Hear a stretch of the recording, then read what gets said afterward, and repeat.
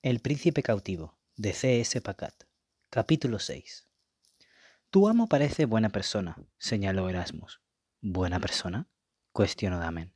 Fue difícil pronunciar aquellas palabras, que le arañaron la garganta a medida que forzaba su salida. Miró con incredulidad a Erasmus. Nicaise se había alejado de la mano de Laurent y había dejado a Erasmus atrás, con su correa olvidada en el suelo, junto al lugar donde permanecía arrodillado. Una suave brisa agitó sus rizos rubios y, sobre ellos, el follaje se movió como un toldo de seda negra. Se preocupa por tu placer, explicó Erasmus. Le llevó algunos instantes procesar el verdadero significado de esas palabras y, cuando lo hizo, respondió únicamente con una risotada imponente. Las instrucciones precisas de Laurent y su inevitable resultado no tenían una buena intención, más bien todo lo contrario. No había forma de explicar la fría y compleja mente de Laurent al esclavo, y Damen no lo intentó. ¿Qué pasa?, preguntó Erasmus. Nada, cuéntame tú. Me moría por tener noticias tuyas y de los demás. ¿Qué tal os va tan lejos de casa? ¿Os tratan bien vuestros amos? Me pica la curiosidad. ¿Entendéis su idioma? Erasmus negó con la cabeza a la última pregunta. Pues me defiendo con el patrense y los dialectos del norte. Hay palabras que se parecen. Entonces, el joven pronunció algunas de ellas con vacilación. Erasmus hablaba bereciano bastante bien. Eso no fue lo que hizo que Damen frunciese el ceño. Las palabras que Erasmus había conseguido descifrar de lo que le habían dicho era: silencio, arrodíllate y no te muevas. ¿He dicho algo mal?, preguntó Erasmus malinterpretando su expresión. No, lo has dicho todo bien, contestó Damen, aunque su consternación persistía.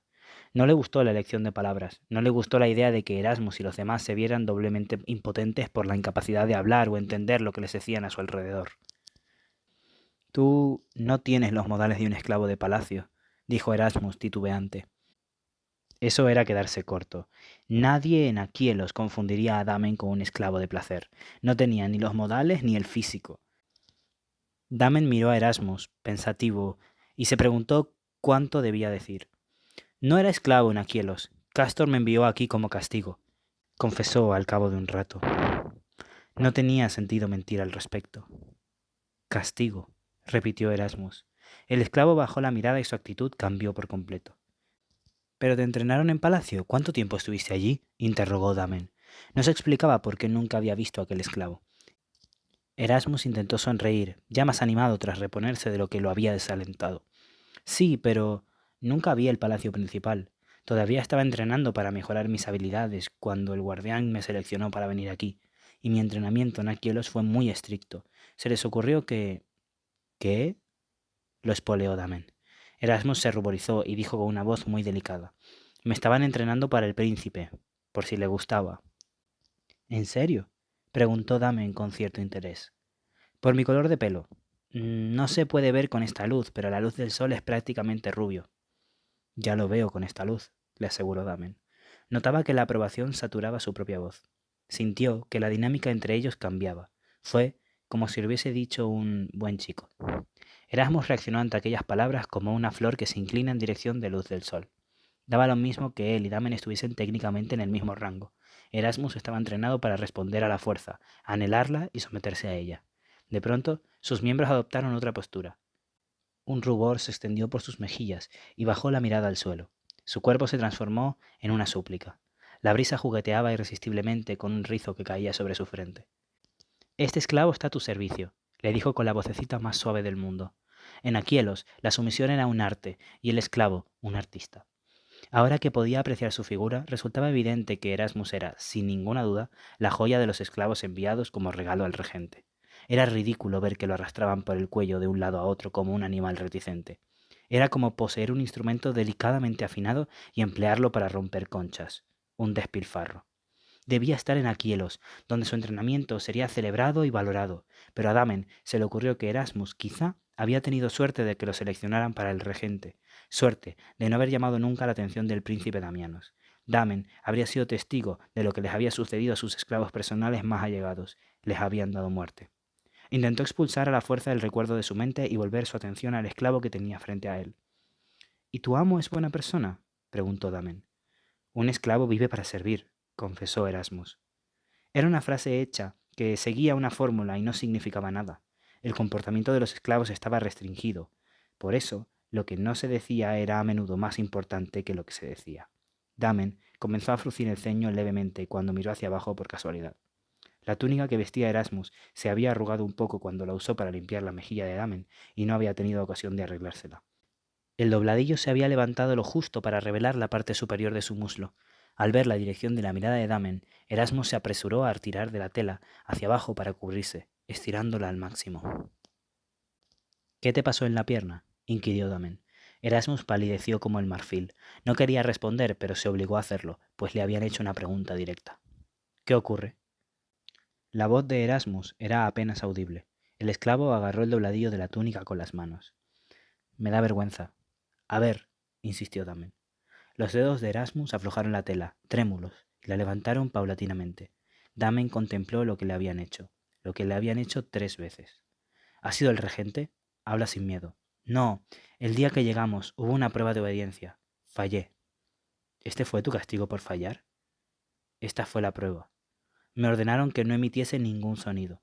Damen había visto la arrogancia y la crueldad bercianas, había sufrido sus insultos y había soportado el dolor del látigo y la violencia en la arena, pero no había conocido la rabia hasta ahora.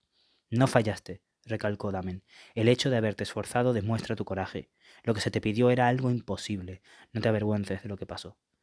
Eran los artífices quienes debían avergonzarse. La desgracia y la vergüenza recaían en ellos, y Damen los obligaría a pagar por lo que habían hecho. Cuéntame todo lo que te ha pasado desde que te fuiste de Aquielos, pidió Damen. Erasmus habló sin rodeos. La historia era perturbadora. Los esclavos habían sido transportados a bordo de un barco, encerrado en jaulas en la cubierta inferior. Tanto los tratantes como los marineros se tomaban libertades. Al temer la falta de acceso a los medios habituales para prevenir el embarazo, una de las mujeres intentó comunicar su problema con los tratantes berecianos, ajena al hecho de que, para ellos, los hijos ilegítimos eran un horror.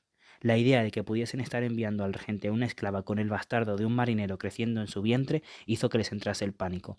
El médico del barco le dio una especie de brebaje que producía sudores y náuseas.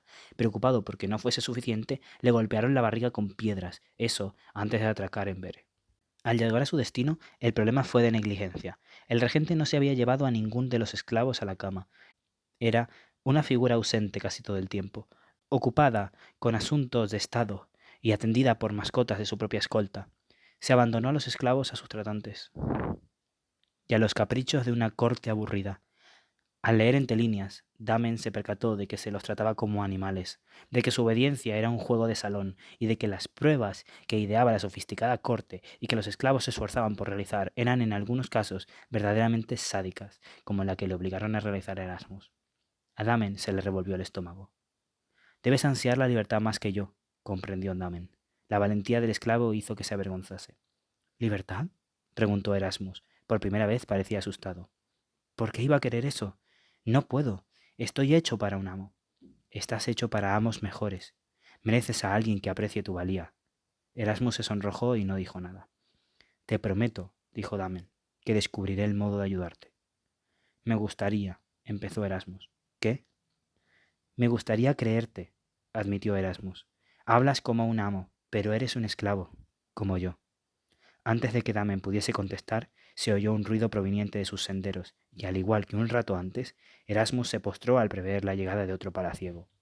¿Dónde está el esclavo del regente?, preguntaron unas voces procedentes del camino. Aquí. Y luego, al doblar la esquina, añadieron, ahí estás. Y después, y mira a quién más han dejado salir. No era un palaciego, no era el pequeño y malicioso y delicado Nicaise, era Gobart, de facciones toscas y nariz rota. Hablaba con Damen, que había sido el último en enfrentarse a él en la arena en un desesperado combate de fuerza y poder. Gobart agarró como si nada la parte trasera del collar dorado de Erasmus y comenzó a arrastrarlo como haría un dueño insensible con su perro. Erasmus, un chico, no un perro, se ahogó violentamente cuando el collar se le clavó en la suave piel del cuello, cerca del lugar donde se unían la garganta y la mandíbula, justo encima de la nuez. ¡Calla la boca! Gobart, irritado por la tos, le dio un bofetón en toda la cara con fuerza. Damen fue empujado hacia atrás cuando su cuerpo tensó las cadenas al máximo. Oyó el tintineo metálico antes de darse cuenta siquiera de que había reaccionado. ¡Suéltalo! ¿Eso quieres? Sacudió a Erasmus por el collar para dar énfasis. Erasmus, que había entendido el calla la boca, tenía los ojos húmedos por la breve sensación de ahogo, aunque permanecía en silencio. Pues va a ser que no. Tengo que llevarlo de vuelta, pero nadie dijo que no pudiese divertirme un poco por el camino. Si lo que quieres es otra ronda, basta con que des un paso al frente, le desafió Damen.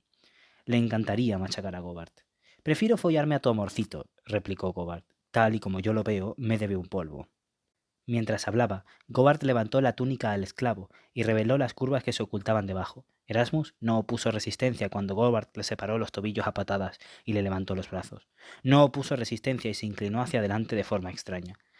La certeza de que Gobart se follaría a Erasmus delante de sus narices le sobrevino con la misma sensación de irrealidad que había sentido al enfrentarse a Ansel. No era posible que algo así fuera a ocurrir, que una corte fuese tan depravada como para conseguir que un mercenario violase a un esclavo real a escasa distancia de los cortesanos ahí reunidos. No había nadie a los alrededores que pudiese oírlos, salvo un guarda desinteresado. El rostro de Erasmus, rojo por la humillación, se apartó con determinación de Damen. Tal y como yo lo veo, dijo Gobart, empleando la misma expresión. Fue tu amo quien nos jodió a los dos. Es él quien se merece esto, pero en la oscuridad un rubio es tan bueno como cualquier otro. Y mejor así, celebró. Si le metiese la polla a esa perra frígida, se me congelaría y se me caería. A este le gusta. Hizo algo con la mano por debajo de la túnica enrollada hacia arriba. Erasmus profirió un sonido. Damen dio un tirón y esa vez el áspero ruido metálico sugirió, sin lugar a dudas, que las viejas cadenas estaban a punto de ceder. El ruido hizo que el guarda abandonara su puesto. ¿Qué ocurre aquí? No le gusta que me cepille a su amiguito el esclavo, repuso Gobart. Erasmus, expuesto de manera mortificante, parecía desmoronarse en silencio. Pues fóllatelo en otro sitio, replicó el guarda. Gobart sonrió. Luego le dio un fuerte empujón a Erasmus en la parte baja de la espalda. Vale, convino el hombre, que lanzó a Erasmus por delante de él y desapareció por los senderos. No había absolutamente nada que Damen pudiese hacer para detenerlo. La noche dio paso al día. Las diversiones del jardín terminaron. Damen fue llevado de vuelta a su cuarto, limpio, cuidado, encadenado e impotente. La predicción de Laurent acerca de la reacción de los guardas, y los sirvientes, y todos los miembros de su séquito, se reveló dolorosamente precisa. Los miembros de la casa de Laurent reaccionaron al complot con el regente con rabia y hostilidad. Los frágiles lazos que Damen había conseguido crear se habían roto. Era el peor momento para un cambio de actitud, justo cuando esos vínculos podían traerle noticias o influir, aunque fuese un poquito en el trato que recibían los esclavos aquilenses. Damen no pensaba en su propia libertad, solo sentía una constante preocupación y responsabilidad. Escapar únicamente sería un acto de egoísmo y traición. No podía marcharse, no si eso significaba abandonar a los demás a su suerte. Sin embargo, carecía de poder para provocar algún cambio en sus circunstancias. Erasmus tenía razón, su promesa de ayudar era vana. Fuera de su habitación estaban sucediendo varias cosas. Primero, en respuesta a las órdenes del regente, se estaba reduciendo el número de miembros de la casa del príncipe. Sin acceso a la renta de sus múltiples propiedades, la comitiva de Laurent disminuyó sustancialmente, y sus gastos se limitaron. En el torbellino de cambios, el cuarto de Damen se trasladó de las residencias de las mascotas reales a algún lugar en el ala del palacio de Laurent. Eso no lo ayudó. Su nueva habitación tenía el mismo número de guardias, la misma plataforma de madera con las mismas sedas y cojines y la misma argolla de hierro en el suelo, aunque aquella parecía recién instalada. Incluso con pocos fondos, Laurent no parecía dispuesto a escatimar en la seguridad de su prisionero aquiliense, por desgracia. A través de retazos de conversaciones que había oído, Damen supo que en algún otro lugar la delegación de Patras había llegado a entablar negociaciones comerciales con Bere. Patras y Aquielos eran reinos fronterizos y tenían culturas semejantes, no solían aliarse con Bere. Las noticias de las negociaciones le preocupó. ¿La delegación solo estaba allí para discutir sobre comercio o formaba parte de un cambio mayor en el panorama político? Había tenido tanta suerte en descubrir los motivos de la delegación patrense como en ayudar a los esclavos, lo que quería decir ninguna. Tenía que haber algo que pudiese hacer. No había nada que pudiese hacer. Lidiar con su propia impotencia era horrible. Desde su captura, en ningún momento había pensado de verdad en sí mismo, como esclavo. A lo sumo, había interpretado el papel. Veía los castigos como meros obstáculos, porque esa situación, en su mente, era temporal. Creía que la fuga estaba por llegar. Aún lo creía. Quería ser libre, quería encontrar el camino de vuelta a casa, quería estar en la capital, en lo alto de los pilares de mármol, y contemplar los verdes y azules de las montañas y el mar. Quería enfrentarse a Castor, su hermano, y preguntarle, de hombre a hombre, por qué había hecho eso. Pero la vida en Aquielos seguía sin Damianos. Aquellos esclavos no tenían a nadie más para ayudarlos. ¿Y qué significaba ser un príncipe si no luchaba por proteger a aquellos más débiles que él? Por las ventanas enrejadas de su habitación se colaba la luz de un sol que ya se hundía en el horizonte. Cuando Radel entró, Damen le suplicó una audiencia con el príncipe. Radel se negó con placer manifiesto. Le dijo que el príncipe no perdería su tiempo con un esclavo chaquetero. Tenía asuntos más importantes que atender. Esa noche había un banquete en honor al embajador patrense. 18 platos, y las mascotas con más talento entretenerían al público con bailes, juegos y actuaciones. Conociendo la cultura de Patras, Damen pensó en la reacción de los delegados a los divertimentos más creativos de la corte bereciana, pero guardó silencio mientras Radel describía el esplendor de la mesa y los platos al detalle, además de los vinos, vino de mora, de fruta y de flores. Damen no era digno de esta compañía. A Damen no le estaba permitido comer ni siquiera las sobras. Tras dejar eso bien claro, Radel se fue. Damen esperó. Sabía que Radel estaría obligado a transmitir su solicitud. No se haría ilusiones sobre su importancia relativa en la casa de Laurent, pero, al menos, su papel involuntario en la lucha de poder de Laurent contra su tío significaba que su solicitud de la audiencia no sería ignorada. Probablemente. Se relajó a sabiendas de que Laurent lo haría esperar. Seguramente no más de un día o dos, pensó. Eso fue lo que pensó. Por eso, al caer la noche, se durmió. Se despertó entre almohadas estrujadas y sábanas de seda, revueltas para encontrar la fría mirada de Loren sobre él. Las antorchas estaban encendidas y los sirvientes que las habían prendido se disponían a retirarse. Damen se movió. La seda, caliente al contacto con la piel, se deslizó y se amontonó en medio de los cojines cuando se levantó. Loren no le prestó atención. Damen recordó que una visita de Loren lo había despertado en una ocasión previa. El amanecer estaba más cerca que la puesta del sol. Laurent iba vestido con ropa cortesana. Supuestamente venía del 18º plato y de los entretenimientos nocturnos que lo siguieron. Esa vez no estaba borracho. Damen había imaginado que la espera sería larga e insoportable. Las cadenas, que se arrastraban entre los cojines siguiendo sus pasos, opusieron una ligera resistencia. Pensó en lo que debía hacer y en por qué debía hacerlo. Muy deliberadamente se arrodilló, inclinó la cabeza y dirigió la mirada al suelo. Por un momento, el silencio en la habitación era tal que se oía cómo las llamas se agitaban en el aire. «¿Esto es nuevo?», observó Laurent. «Quiero una cosa», reconoció Damen. «¿Quieres una cosa?». Las mismas palabras, pronunciadas del mismo modo. Sabía que no sería fácil, incluso aunque fuese otra persona y no aquel príncipe frío y desagradable. No resultaría fácil. Su Alteza recibiría algo a cambio, insistió Damen. Este apretó la mandíbula mientras Laurent caminaba a su alrededor, como si sencillamente le apeteciese verlo de todos los ángulos. Laurent pisó con elegancia la cadena que yacía en el suelo para completar su vuelta. ¿De verdad eres tan insensato como para intentar negociar conmigo? ¿Qué podrías ofrecerme que yo quisiera? Obediencia, respondió Damen. Vio que Laurent consideraba la idea. Había captado su interés. Era algo sutil pero inconfundible. Damen trató de no pensar mucho en lo que estaba ofreciendo, en lo que significaría mantener su promesa. Encararía el futuro llegado el momento. ¿Queréis que me someta? Lo haré. ¿Queréis que la gente vea cómo me gano a pulso el castigo de vuestro tío que no os permite aplicar? Realizaré cualquier acción que me pidáis. Me abalanzaré sobre una espada a cambio de una cosa. A ver si lo adivino. ¿Quieres que te quite las cadenas, o que te reduzca la escolta, o que te ponga en un cuarto donde las puertas y las ventanas no tengan rejas? Ahórrate la saliva. Damen se esforzó por contener la rabia. Era más importante ser claro. No creo que se esté tratando bien a los esclavos a cargo de vuestro tío. Haced algo al respecto y habrá trato. ¿Los esclavos?, preguntó Loren después de una pausa breve. Y luego, con un desprecio lento y renovado, añadió: ¿Debo creer que te preocupas por su bienestar? ¿Cómo se les trataría mejor en Aquielos, para ser exactos? Fue tu sociedad bárbara que los forzó a una esclavitud, no la mía. No creí que fuera posible entrenar a un hombre para que perdiese la fuerza de voluntad, pero contigo ha funcionado. Enhorabuena, tu muestra de compasión parece falsa. Uno de los tratantes utilizó un hierro candente para comprobar si un esclavo obedecía la orden de permanecer en silencio mientras lo quemaba. No sé si era una práctica habitual aquí, pero los hombres buenos no torturan a los esclavos en Aquielos. Están entrenados para obedecer en todo, pero su sumisión es un pacto. Renuncian a su libre albedrío a cambio de un trato impecable. Abusar de alguien que no puede defenderse, ¿acaso no es un acto monstruoso? Por favor, ellos no son como yo. No son soldados, no han matado a nadie, son inocentes, os servirán de buen grado, y yo también, si hacéis algo para ayudarlos. Hubo un silencio largo. La expresión de Laurent cambió. Sobreestimas la influencia que tengo sobre mi tío, replicó al fin. No, yo, comenzó a decir Damen, pero Laurent lo interrumpió. El príncipe bereciano frunció ligeramente el ceño, como si algo lo turbase. ¿De verdad sacrificarías tu orgullo por el destino de un puñado de esclavos? Había adoptado la misma expresión que en la arena. Miraba a Damen como si buscase una respuesta a un problema inesperado. ¿Por qué? La rabia y la frustración se liberaron de sus grilletes. Porque estoy atrapado en esta jaula y no tengo otra manera de ayudarlos. Damen oyó la fuerza de la ira en su voz y trató de aplacarla, sin mucho éxito. Su respiración era irregular.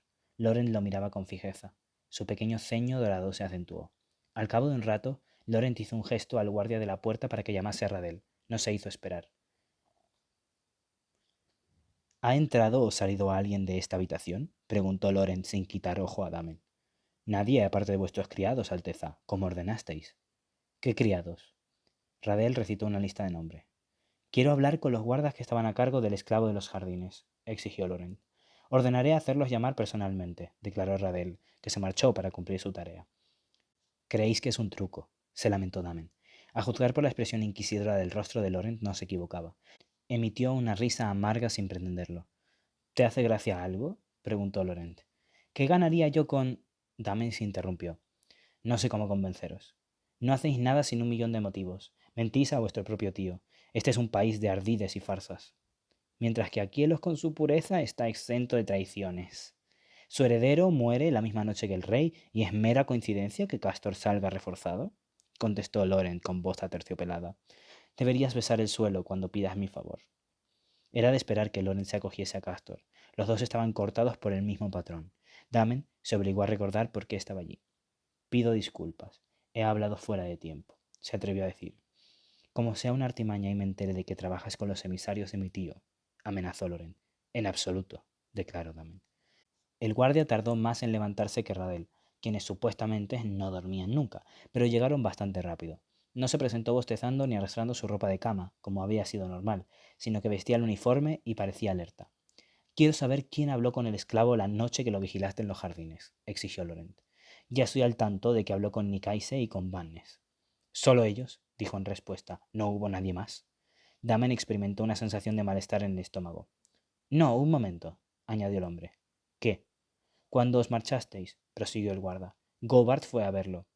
Laurent se volvió hacia Damen con una gélida mirada azul. No, suplicó Damen, pues sabía que Laurent ahora creía que se trataba de un plan de su tío. No es lo que pensáis, pero era demasiado tarde. Cállale la boca, ordenó Laurent. Procura no dejarle nuevas marcas. Ya me ha causado bastantes problemas.